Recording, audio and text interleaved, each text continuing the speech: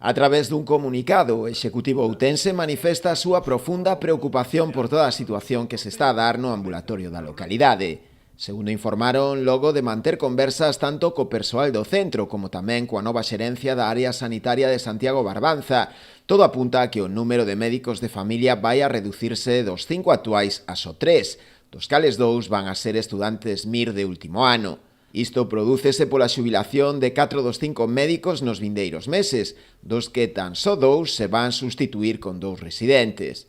Dende o Concello consideran que nestas circunstancias a calidade da atención médica á veciñanza, en boa medida formada por xente maior, vaise ver resentida. A maiores, na reunión mantida co novo xerente da área sanitaria, comunicóuselle tamén a decisión de mover a pediatra de Outes para Noia durante os meses de xullo e agosto, para así atender aos nenos de Lousame, Porto do Son e Noia. Ante esta situación que consideran desproporcionada, convocan unha concentración para mañá mércores ás 8:30 da tarde diante do Centro de Saúde, a que convidan a todos os veciños a asistir.